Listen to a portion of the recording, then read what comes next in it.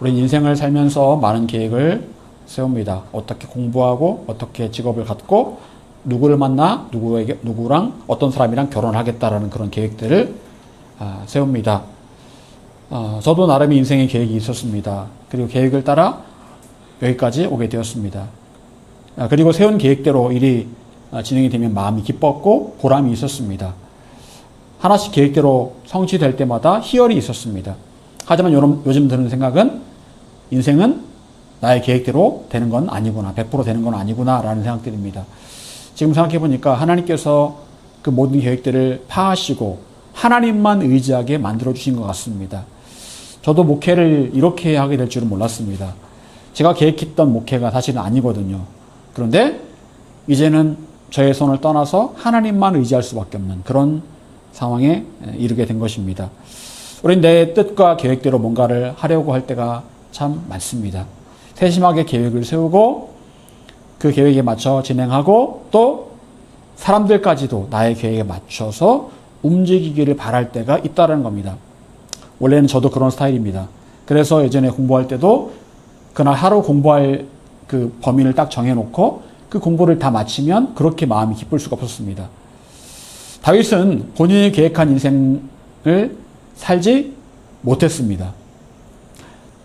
다윗이 사무엘로부터 기름 부음을 받고 이제 사울이 있는 왕궁에 들어갈 때만 하더라도 어떤 마음이 들었을까요? 이제 내가 다음 왕으로 준비되기 위해서 왕궁에 들어가는구나. 그런 생각을 아마 했을 수도 있을 겁니다. 하지만 다윗을 기다리는 일은 어떤 일이었습니까? 사울에 의해서 쫓겨 다니는 인생, 그리고 살기 위해서 미친 척 해야 되는 인생이었다는 거죠. 원래 계획했던 게 그런 인생이 아니었을 겁니다. 그런데 본인의 계획과는 상관없는 그런 인생을 살아가게 된 겁니다. 여러분, 인생이 내 마음대로 된다면 얼마나 좋을까요? 예전에 세계 경영이라는 말을 했던 사람이 있었습니다. 김우중 회장이었죠. 대우그룹의 김우중 회장. 그래서 이분이 중앙아시아 쪽에 대우 자동차 공장도 세우고 하여튼 전 세계적으로 많이 이렇게 사업을 확장을 시켜 나갔습니다. 그런데 마침 IMF가 터지게 된 겁니다. 그 바람에 이 대우그룹은 완전히 쪼개지고 갈라졌습니다. 그래서 대우자동차가 없어지고 대우건설이 쪼개지고 이런 식으로 다 쪼개진 거예요. 그래서 한때 세계 경영을 꿈꿨던 그 대우그룹은 다 해체가 되었다는 겁니다. 여러분, 그렇습니다. 하물며 자기 한 사람의 인생은 어떻겠습니까? 내 마음대로 되냐는 겁니까? 되는 게 아니라는 거죠. 우리 각 사람은 이제껏 수많은 계획들을 세워왔습니다. 사소한 일부터 큰 일까지 계획을 세워왔습니다. 하지만 내가 계획한 대로 인생이 잘 경영이 되던가? 아마도 그렇지 않을 겁니다. 오늘 본문 1절 다시 한번 읽어보겠습니다. 시작. 다음에 그는 사람에게 있어도 말의 응답은 여호와께로부터 나오느니라. 자, 이 부분을 세번역 성경은 이렇게 말하고 있습니다. 계획은 사람이 세우지만 결정은 주님께서 하신다. 계획은 사람이 세우지만 결정은 주님께서 하신다. 인간은 계획합니다.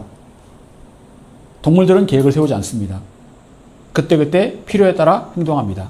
하지만 인간은 머리가 좋은 나머지 계획을 세웁니다. 광야에서 만나를 거둘 때 어떤 사람은 2일치를 거뒀습니다. 왜 그랬을까요?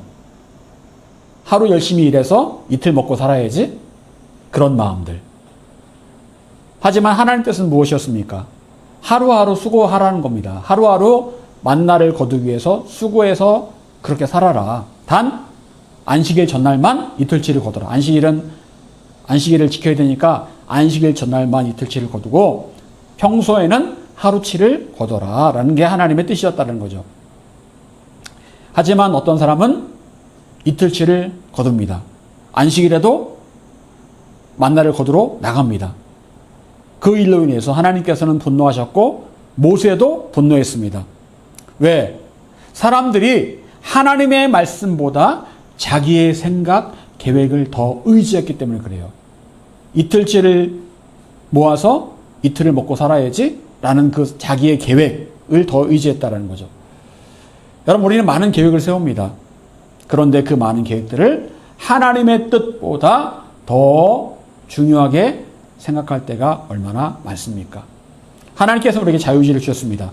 자유의지로 인생을 계획하고 경영하도록 그렇게 맡기셨습니다. 여러분, 여러분이 아이들을 볼 때 어떠십니까? 예를 들어서 아이가 피아노를 배우고 싶다고 하면 가능하면 그 소원을 들어주려고 할 겁니다. 피아노 배워봐. 태권도를 배우겠다고 하면 가능하면 태권도를 배우라고 할 겁니다. 뭔가를 열심히 하겠다는 그 아이의 모습이 참 기특하잖아요. 여러분, 하나님께서도 우리를 바라보실 때 우리가 어떤 계획을 세운다면 그 계획을 불법이 아닌 이상 최대한 존중해 주십니다. 그래, 한번 해봐. 하나님께서 에덴 동산에서 아담과 하와에게 이 자유의지를 주셨습니다. 마음껏 따먹어라. 선악과만 빼놓고 마음껏 따먹을 수 있다라고 그렇게 말씀하셨습니다. 두 사람은 에덴 동산을 자유롭게 다닙니다. 하나님의 뜻은 그들이 그렇게 하나님 안에서 자유를 누리는 거예요. 계획도 세우고 한번 따먹어 보기도 하고 이렇게 하는 겁니다. 여러분, 이와 마찬가지로 하나님께서는 저와 여러분의 계획을 존중하십니다. 뭔가를 하겠다는 그것이 불법이 아닌 이상은 충분히 존중하십니다. 그런데 중요한 원칙이 있습니다. 무엇입니까? 중요한 결정은 하나님께서 도와주시겠다라는 거예요. 여러분, 우리가 열심히 계획하고 어떤 길을 가고자 하더라도 그 길이 하나님께서 보시기에 옳지 않은 길이라면 하나님께서는 그 길을 막으실 수도 있고 더 좋은 길로 인도하실 수도 있습니다.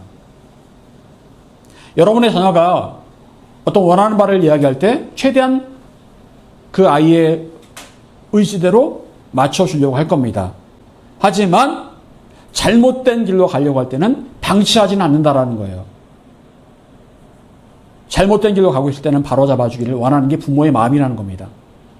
여러분, 이것이 바로 내 인생을 향한 하나님의 개입하심입니다. 우리는 개입이라는 말을 별로 안 좋게 생각할 수도 있습니다. 하지만 하나님의 개입은 절대로 그런 게 아닙니다. 저번에 어떤 분이 그런 얘기를 하더라고요. 그분이 어디를 가기 위해서 비행기를 타려고 했는데 타려고 했던 그 비행기에 타지 못하게 되었답니다. 늦게 도착을 해서 타지 못하게 되었대요. 그래서 하나님을 원망했답니다. 하나님, 저 꼭 이 비행기 타고 가야 되는데 왜 비행기를 못 타게 하셨습니까? 좀 도와주시죠. 짜증이 납니다. 근데 조금 있다가 뉴스를 보는데 내가 타고 가려던 그 비행기가 폭파가 돼서 떨어지게 된 거예요. 그 비행기에 탔으면 죽은 거죠. 그 순간 하나님께서 자기를 지켜주셨음을 알 수 있었습니다. 하나님께서 원래의 계획을 수정하셔서 그 길로 가지 않도록 그렇게 인도하셨다는 거죠. 여러분, 이런 경험을 해보신 적이 있습니까? 생각해보면 분명히 있을 수 있습니다. 우리는 열심히 계획을 세워야 합니다. 아무 일도 안 할 수는 없습니다. 여러분에게 주신 자유의지로 열심히 계획을 세우고 가야 할 길을 경영을 해야 합니다. 그것은 하나님께서 우리에게 주신 재량권의 범위 안에 있습니다. 그런데 그리고 중요한 과정이 있습니다. 이제 하나님께 그 계획들을 맡기고 하나님께서 하실 일들에 대한 기대를 갖고 기도하는 거예요. 여러분, 해야 할 일을 하기는 하되 하나님께서 행하실 일들에 대한 기대와 믿음이 있어야 합니다. 자, 그렇다면 구체적으로 우리는 어떻게 하나님께서 하실 일들에 대한 태도를 가져야 할까요? 첫 번째, 계획에 대한 모든 통제권을 하나님께 드려야 합니다. 계획에 대한 모든 통제권과 결정권을 하나님께 드려야 한다. 여러분, 우리는 내게 맡겨주신 그 일들에 최선을 다해야 됩니다. 하나님께서 허용하시는 범위 안에서 열심히 노력하는 것 중요합니다. 그런데 많은 사람들이 자신이 모든 상황을 컨트롤해야 된다고 생각합니다. 내가 이 모든 상황을 다 컨트롤해야 된다. 그러다 보면 마음에 스트레스가 쌓이고 고민도 생기고 뜻대로 되지 않으면 분노도 쌓이게 됩니다. 예수님께서는 씨 뿌린 비유의 말씀을 통해서 세 번째 밭이 가시덤불이 있다라고 말씀하십니다. 그 가시덤불이 뭘까요? 밭에 뿌려진 그 씨앗을 막는 가시덤불이 뭘까요? 성경에 나오잖아요. 세상의 염려와 재물의 유혹. 세상의 염려와 재물의 유혹이다라고 말씀하세요. 하나님의 말씀이 자라지 못하게 만드는 것, 세상에 대한 염려, 그리고 돈에 대한 유혹이다. 당장 은혜를 받은 것 같지만 그 은혜가 자라지 못하는 이유는 세상의 염려와 돈에 대한 유혹 때문이다. 여러분, 실제로 우리는 세상을 살면서 온갖 염려의 공격을 받습니다. 무슨 일이든 조금만 생각해 보아도 염려할 일들이 가득합니다. 이게 그 세상이 그렇게 돌아가요. 사소한 일부터 큰 일까지 염려할 거리들이 얼마나 많은지 모릅니다. 무엇을 먹을까, 무엇을 마실까, 그걸 염려한다고 했어요.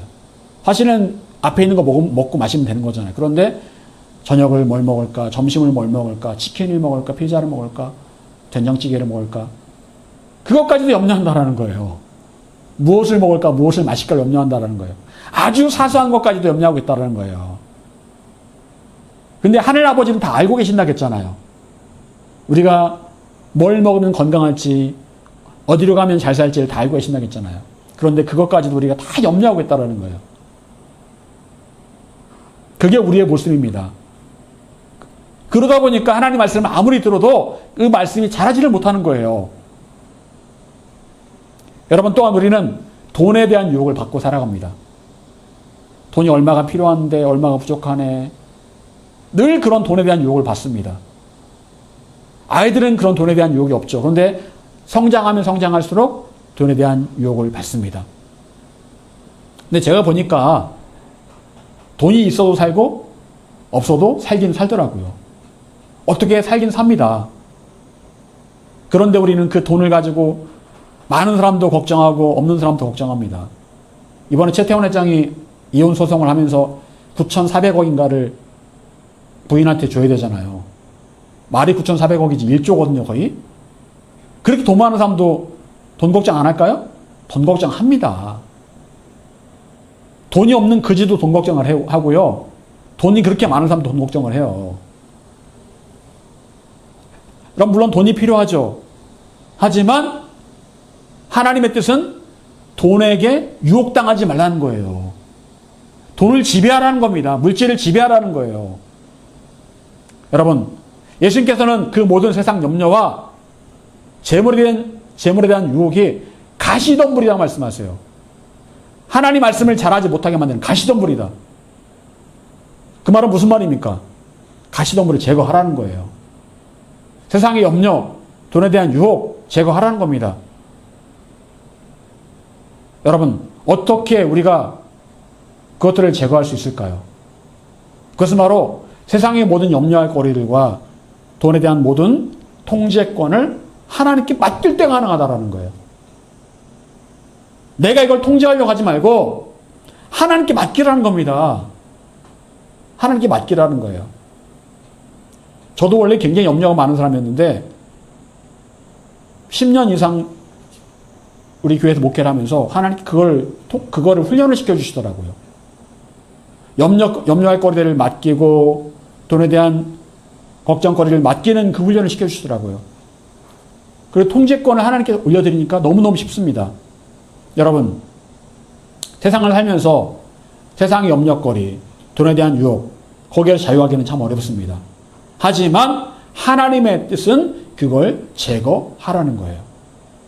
가시덤불이니까 필요 없는 거니까 제거하라는 겁니다. 뽑아내라는 거예요. 여러분, 성경은 말씀합니다. 광야에서 이스라엘 백성들이 발이 한 번도 부르트지 않았고 옷이 한 번도 헤어지지 않았다라고 말씀하고 있습니다. 여러분, 40년을 걸었는데 발이 부르트지 않았어요. 발병이 나지 않았다고요. 무좀도 없었고요. 물집도 안 잡혔고요. 발이 아프지도 않았다라는 거예요. 40년을 광야를 다녔는데 옷이 그 뜨거운 때약볕에 다니는데도 옷감이 멀쩡하다라는 거예요. 그들이 입은 옷은 최소한 몇 년 됐다고요? 40년 됐다라는 거예요. 40년 입을 수 있습니까? 못 입죠. 아무리 좋은 옷도. 그런데 멀쩡했다라는 겁니다. 왜요? 하나님께서 그렇게 해주셨기 때문에. 하나님의 뜻은 그거라는 겁니다. 네가 한 벌 옷을 가지고 40년을 입어도 그 옷이 헤어지지 않게 해주겠다. 네가 계속해서 걸어도 네 발에 무좀도 안 생기고 발도 부러지지 않고 물집도 잡히지 않게 해주겠다.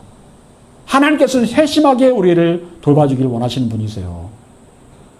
아주 세심한 것까지도. 하나님께 맡기고 통제권을 하나님께 올려드릴 때 하나님께서 그렇게 해주시겠다라고 약속하고 계시는 겁니다.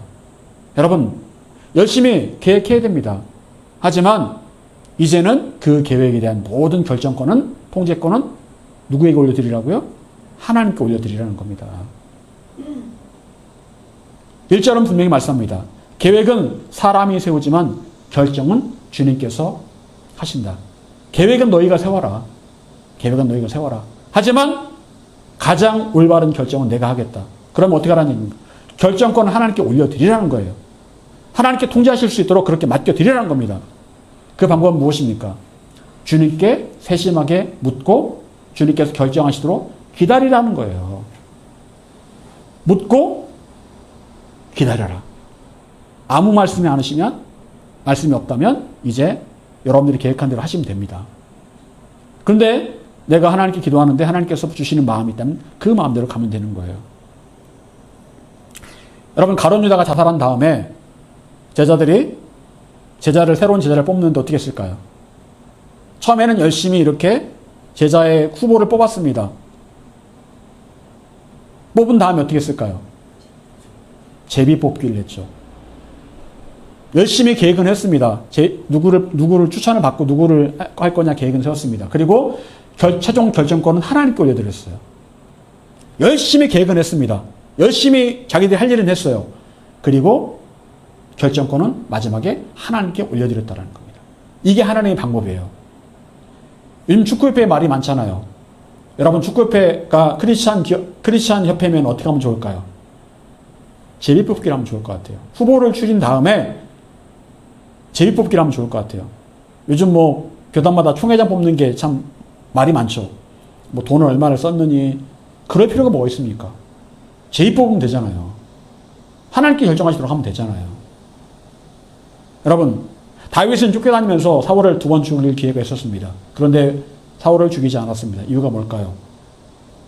하나님께 결정권, 통제권을 맡겼기 때문에 하나님의 뜻을 구한 겁니다. 하나님 뜻이 아니에요. 그러면 하지 않은 겁니다. 잠언 3장 6절 중요한 말씀입니다. 너는 범사의 그를 인정하라. 그리하면 내 길을 지도하시리라. 범사가 뭐예요? 모든 일에, 작든 크든 모든 일에 어떻게 하라고요? 하나님을 인정하라. 여러분, 인정한다는 게 뭘까요? 하나님 인정한다는 게 뭘까요? 모든 일에 하나님께서 개입하시도록 하나님의 자리를 마련해 드리라는 거예요. 모든 일에 크든 작든 하나님 앉으세요. 하나님 한번 보세요. 어떻게 결정하면 좋을까요? 하나님께 그 자리를 준비하고 하나님 그 자리를 앉혀드리라는 겁니다. 여러분, 하나님께서는 나의 모든 일에 함께하길 원하십니다. 크든 작든 내가 염려할 거리, 그 모든 일들에 함께하길 원하세요. 모든 일에 하나님의 도우심을 구하고 하나님께서 개입하기를 원하고 계십니다. 그런데 우리가 그렇게 안 하죠. 중요한 일은 하나님께 기도합니다. 하지만 사소한 일, 내가 염려하고 내가 고민하되 하나님의 자리를 마련되지 않아요. 그게 우리의 현실입니다. 이건 내가 해야지. 이건 내가 해야지. 여러분, 에녹의 삶이 어땠을까요? 하나님과 동행했던 에녹, 300년을 하나님과 동행했던 에녹, 어땠을까요? 사소한 일에도, 힘들 때도, 괴로울 때도, 슬플 때도, 낙심될 때도 늘 하나님의 자리를 옆에 마련해 놨을 겁니다. 하나님, 저 너무 슬픕니다. 하나님, 너무 외롭습니다. 하나님, 어떻게 하면 좋을까요? 그 모든 범사에 하나님과 함께 했을 겁니다. 범사의 그를 인정하라. 그리하면 너를 지도하시리라. 갈 길을 인도해 주시겠다는 겁니다. 여러분, 내가 결정하지 않고 내가 통제하지 않는다면 얼마나 마음이 홀가분하겠습니까? 내가 통제하고 내가 결정하려 하니까 마음이 힘든 거예요. 열심히 계획하십시오. 계획을 세우세요. 하지만 통제권과 결정권은 하나님께 맡겨드리세요. 하나님의 자리를 마련해드리고 하나님께 물으세요. 그리고 하나님께서 아무 말씀 안 하신다면 여러분이 계획한 대로 가시면 됩니다. 여러분, 하나님께 온전히 통제권과 결정권을 올려드리시기를 바랍니다. 두 번째로, 눈앞의 일들을 아무렇지 않게 넘기는 지혜가 필요합니다. 눈앞의 일들에 대해서 아무렇지 않게 넘기는 지혜가 필요합니다. 오늘 3절 말씀 같이 다시 읽어보겠습니다. 자, 3절, 4절 같이 읽겠습니다. 자, 시작. 우리 행사를 여호와께 맡기라. 그리하면 내가 경영하는 것이 이루어지리라. 여호와께서 온갖 것을 그 쓰임에 적당하게 지으셨나니 악인도 악한 날에 적당하게 하셨느니라. 아멘. 너의 모든 행사를 행하는 일들을 하나님께 맡겨라. 그리하면 네가 경영하는 것이 이루어지리라. 하나님께 맡기면 하나님께서 이루어 가시겠다라고 분명히 말씀하고 계십니다. 자, 그런데 그 과정의 4절에 보니까 온갖 것들을 쓰임에 맞게 지으셨고 악인들도 적당한 때 쓰임 받는 때가 있다라고 말씀하세요. 여러분, 이 말은 무슨 말입니까? 우리가 때로 인생 경영하는데 계획을 세우고 나아가는데 어떤 일이 발생한다고요? 온갖 일들이 다 발생한다. 그리고 악한 사람도 있다. 그 중에는 나를 괴롭게 하는 사람, 나를 힘들게 하는 사람도 있다.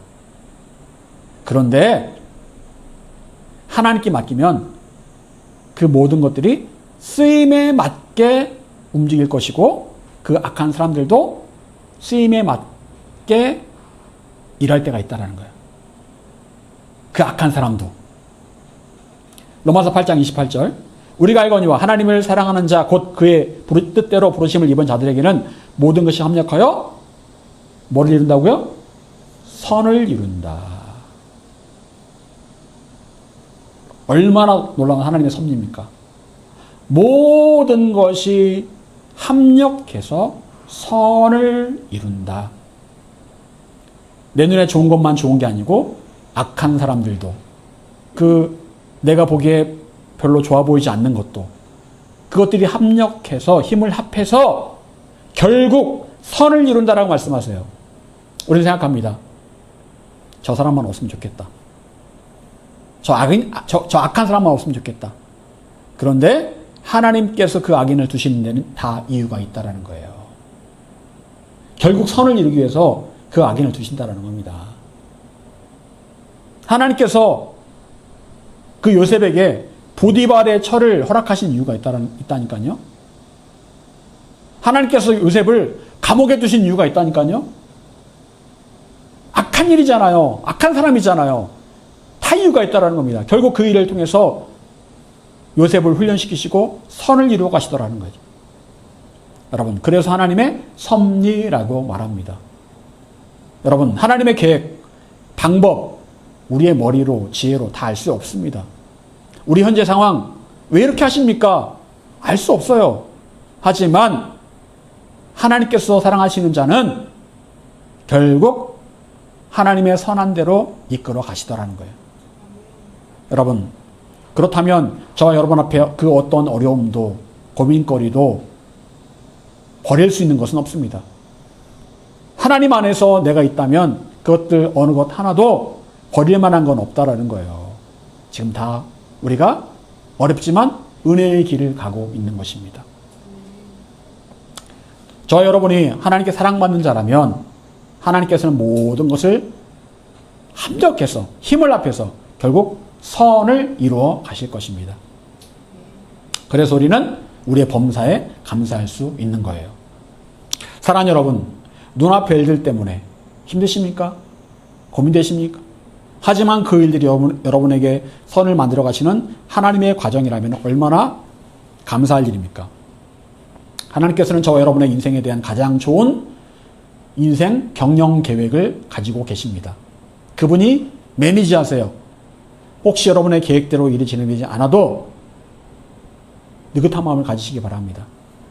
하나님께서는 여러분이 계획한 그 일에 대한 통제권과 결정권을 갖기 원하십니다.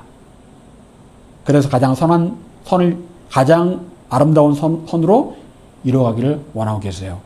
여러분이 범사에 하나님이 인정하고 하나님께 묻는다면 누구처럼?